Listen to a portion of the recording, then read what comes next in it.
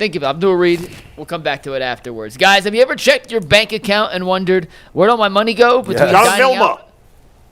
You couldn't let me finish the read? No, he's not Penn State? No, Jonathan Vilma went to Miami. Oh, God. That wasn't Jonathan Vilma. Finish the read. Do not interrupt this read again. Sorry. Have you ever checked your bank account and wondered where'd all my money go between dining out, online shopping, and entertainment? It is easy to lose track. That's where Monarch Money comes in. It's your personal CFO giving you visibility and control over your finances. Monarch Money isn't just a budgeting app. It's a complete financial command center where you can track all of your accounts, investments, and spendings in one place. So you stop just managing your money and start building wealth. Take control of your finances with Monarch Money. Use promo code LOCKEDONNFL at monarchmoney.com for 50% off your first year. That is monarchmoney.com. Promo code LOCKEDONNFL for 50% off your first year. Well, both still looking up who that Jonathan is. We are going to do in the WKYC show coming up here in about 18 minutes the biggest what-ifs in Cleveland sport history. One for the Browns, one for the Guardians/Indians, and one for the Cavs. Aaron and Jason Maben was assigned the Cavs.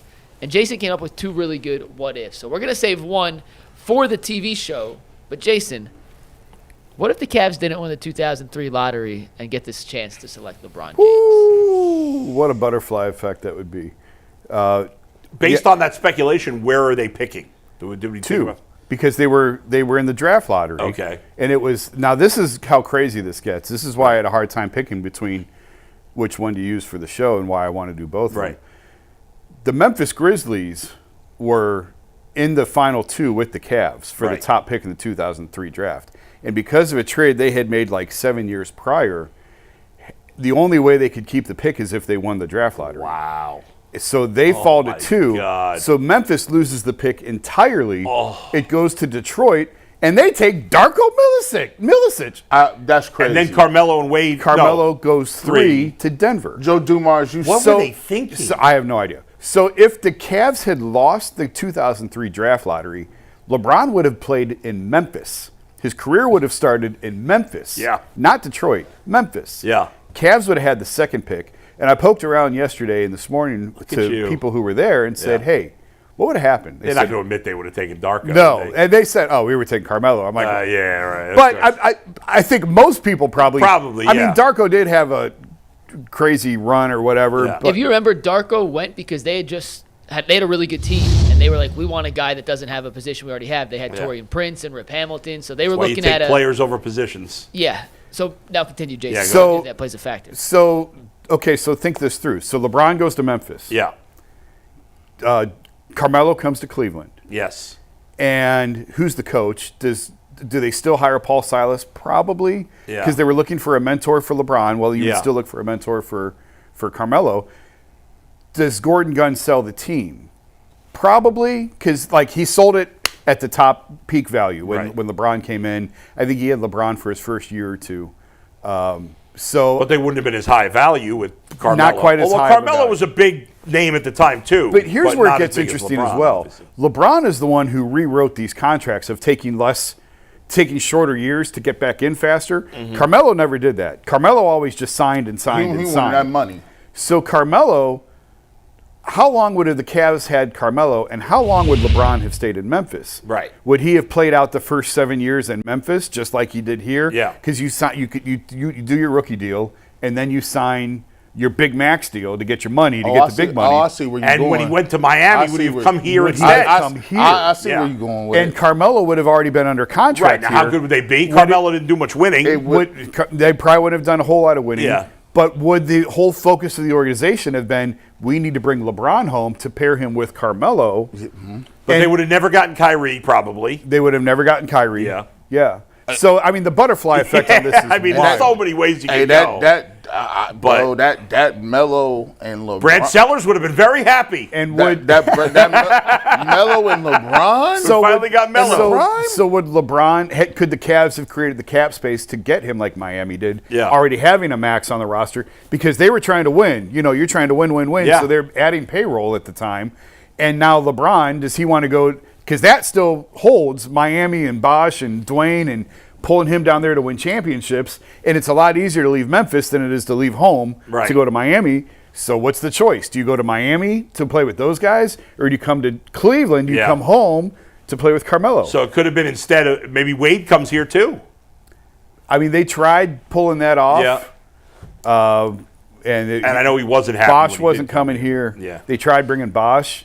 That summer that LeBron went to Miami, they tried bringing Bosch and LeBron to Cleveland, and Bosch wasn't having it. He wasn't coming to Cleveland. You know what's wild is LeBron was the first person to really pull that off. Put that draft list right up there real quick. Like, this draft class is insane. Like, he was the first dude to be like, hey, I'm about to orchestrate this thing where I'm going to get, think about all these dudes.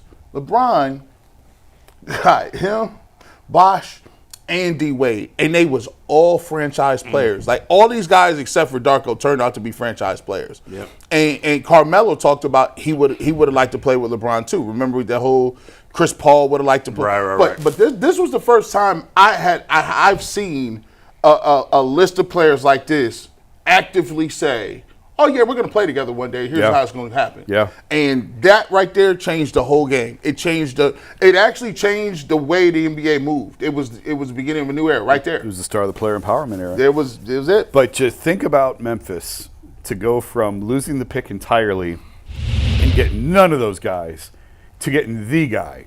They got screwed. That was wild. Now I'm looking at it like this. And speaking of, you said something earlier about the Spurs.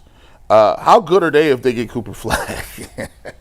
Yeah. They got a chance. Cooper Flag with Wemby. All right. Oh, God. Let's see. Really? Let's see. Mike, don't look at it because I want you to guess. So we know the top 5 picks of the 2003 draft, right? Mm-hmm. LeBron, Carmelo, Bosch, and Wade. Forget Darko. All great players. Mm-hmm. Can you name? There's 1, 2, 3, 4, 5 guys drafted after 5 in that draft. Yeah. That played in at least one All-Star game. Is Michael Redd in that group? No. No. He's older.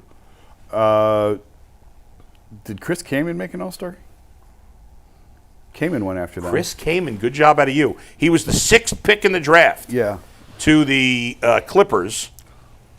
He made at least one All-Star game. Who were the other 4? Did David West make an All-Star game? Are you cheating? No. David West was the 18th pick in the draft. By the way, Dante Jones, the 20th pick in that draft, didn't make an All-Star game. All right, the other 3 guys that made at least one All-Star game, one was drafted the last pick of the first round. I'm not going to tell you. Okay. One was the last pick of the first round. The other 2 were second-round picks, and those 2 guys both played at one time for the Cavs. I know one of them. Who? Because he was traded for a copier. Kyle Korver. That is correct. I have no idea who the other 2 are. Well, there's Kyle Korver's the Korver last was the was second drafted rounder. 51st. Yeah, he was the second rounder. There's another second rounder who was drafted 4 picks before Kyle Korver that played for the Cavs as well.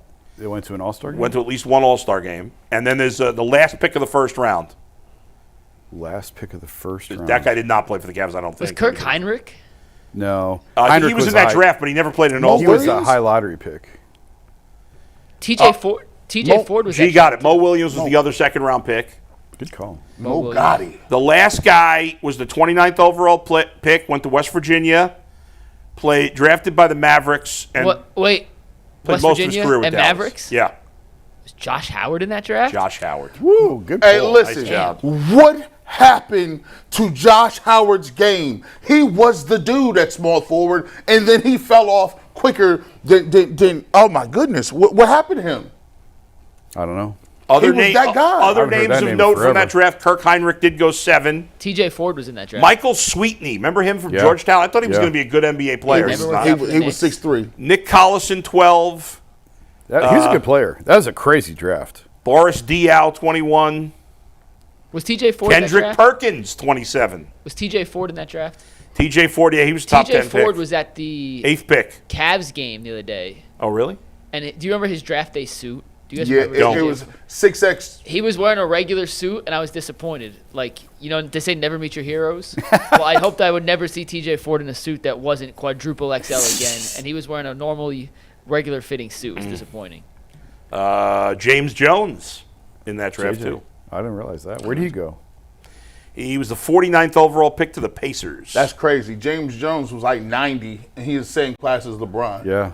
It is, and now he's a GM. So, coming up in the WKYC show here in LeBron's still about 10 playing. minutes, Still we're going to playing. do the biggest what if for for the Browns. That was a G. good Bush one. is going to select that one for us. We'll do the biggest what That was if good. for the Guardians/Indians Bowl. You're in charge of that. And we're going to do the other biggest what if for the Cavaliers. Jason was in charge of that one. So it's going to be a fun KYC show coming up because Yeah. there's not a whole lot going on right now. So I figured let's have a Yeah. little fun and go down. I love these what go ifs. down I have They are 100. fun. I have 100 of them. Yeah, yeah.